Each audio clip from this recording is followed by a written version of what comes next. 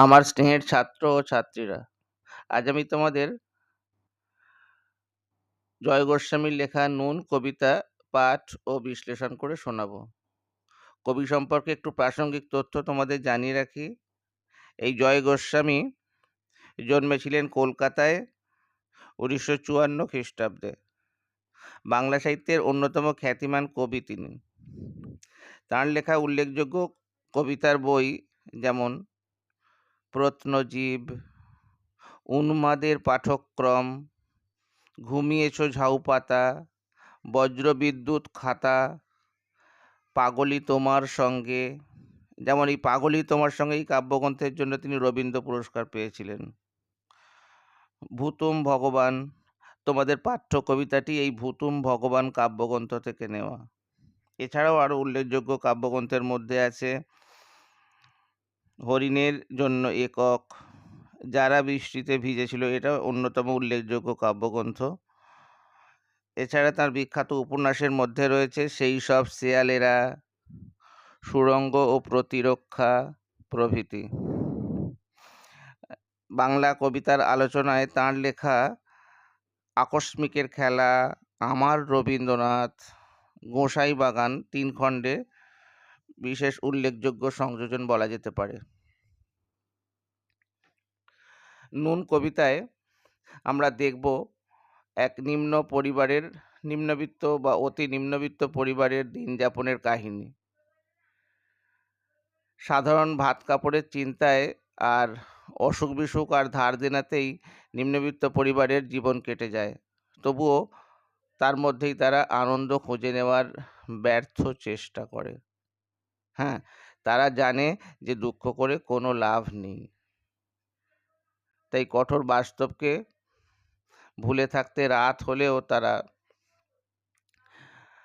নেশার আশ্রয় নেয়। সামাজিক সম্পর্কের ধারণাকে পাল্টে দিয়ে বাবা ছেলে 2 ভাইয়ের মতো একই সঙ্গে গাঁজা সেবন করে।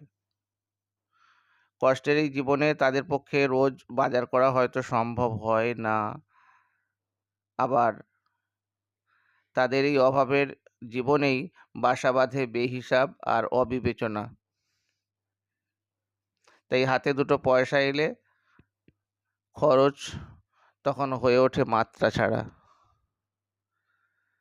নিম্নবিত্ত এই মানুষদের মনের মধ্যে থাকে গোপন স্বপ্নবিলাস এবং সৌন্দর্যপ্রিয়তা। তাই বাড়িতে ফেরার সময় তারা গোলাপ চারাও কিনে আনে কখনো সখনো।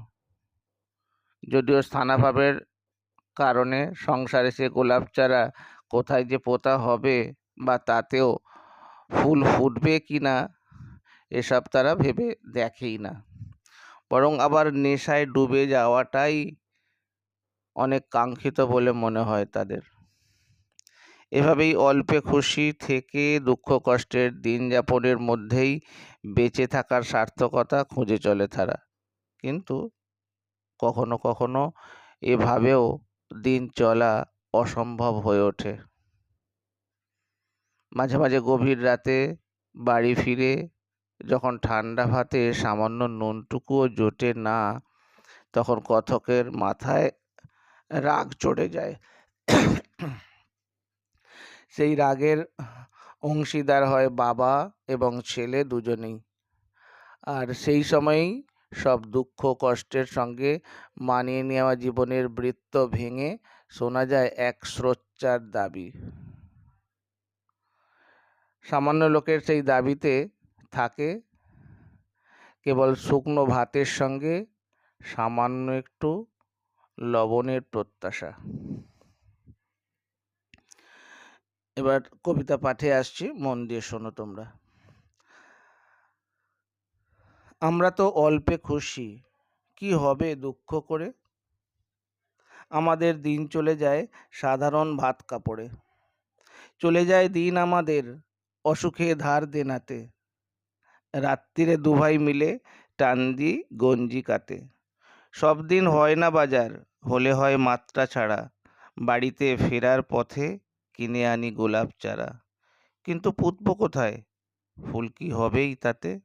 সে অনেক পরের কথা, টান দিই গঞ্জিকাতে। আমরা তো এতেই খুশি, বলো আর অধিক কে চায়? হেসে খেলে কষ্ট করে আমাদের দিন চলে যায়। মাঝে মাঝে চলেও না দিন, বাড়ি ফিরি দুপুর রাতে, খেতে বসে রাগ চড়ে যায়, নুন নেই ঠান্ডা ভাতে। রাগ চড়ে মাথায় আমার, আমি তার মাথায় চড়ি, বাপ বেটা দুভাই মিলে সারা পাড়া মাথায় করি। করি তো কার তাতে কি, আমরা তো সামান্য লোক, আমাদের শুকনো ভাতে লবণের ব্যবস্থা হোক।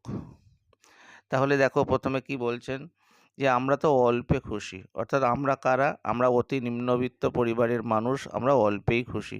আমাদের দুঃখ করে কোনো লাভ নেই, কেননা আমাদের দিন চলে যায় সাধারণ ভাত, সাধারণ মোটা ভাত, মোটা কাপড়েই আমাদের দিন চলে যায়।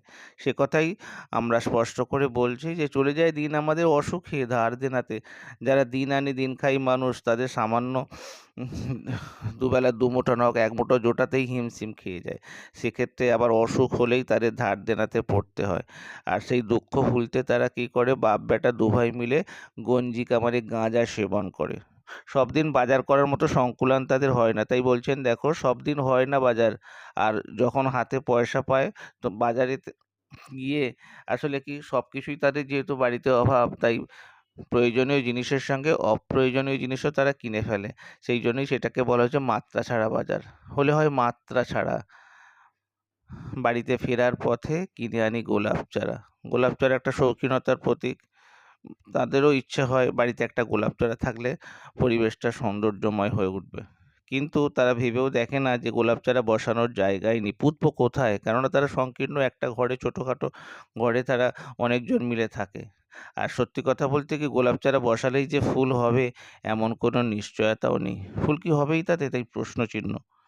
সে অনেক পরের কথা। গাছ বসালেই কিন্তু সঙ্গে সঙ্গে ফুল হয় না, তাকে অনেক পরিচর্যা করতে হয়, হ্যাঁ, সার জল দিতে হয়, যত্ন নিতে হয়। তাই বলছেন যে সে অনেক পরের কথা, বরং সেসব কথা পরে ভাবা যাবে।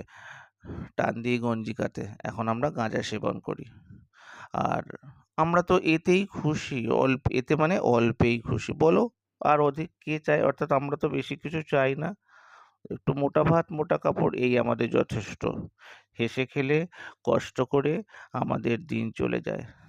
মাঝে মাঝে চলেও না দিন, বাড়ি ফিরি দুপুর রাতে। সকাল থেকে দুপুর রাত মানে রাত 12টা, সকাল থেকে সারাদিন রাত 12টার সময় ফেরে, ঘুরে ঘুরে কাজের সন্ধানে ফেরে, কিন্তু কাজ কোথাও পায় না, তাই খেতে বসে রাগ চড়ে যায়, নুন নেই ঠান্ডা ভাতে। ঠান্ডা ভাতে সামান্য কিছু আর না থাকলেও অন্তত নুন থাকলে ভাতটা খাওয়া যায়। রাগ চড়ে মাথায় আমার, আমি তার মাথায় চড়ি, অর্থাৎ প্রচণ্ড রাগ হয় এবং রেগে মাথা হয়ে যায়। বাপ বেটা দুভাই মিলে চিৎকার শুরু করে দেয়। তখন সারা পাড়ার লোক জেগে ওঠে। তারা দুজনেই বলতে থাকে, করি তো কার্তা থেকে, অর্থাৎ এই ঝগড়া করা, সারা পাড়া মাথায় করা, করি তো কার্তা থেকে। আমরা তো সামান্য লোক, আমাদের খাওয়া পড়া নিয়ে যখন কারো কোনো মাথা ব্যথা নেই, তো আমরা ঝগড়া করি তো কার্তা থেকে, কারো কিছু বলার নেই। সরকারের কাছে তাদের একটাই দাবি, আমাদের একটাই দাবি সাধারণ মানুষের, যে আমাদের শুকনো ভাতে লবণের ব্যবস্থা হোক, আর কিছু না। এইটুকুতেই আমাদের সান্ত্বনা। ভিডিওটা শেষ পর্যন্ত দেখার জন্য তোমাদের অসংখ্য ধন্যবাদ জানাই। ভালো লাগলে অবশ্যই বন্ধুদের মাঝে শেয়ার করে দিও।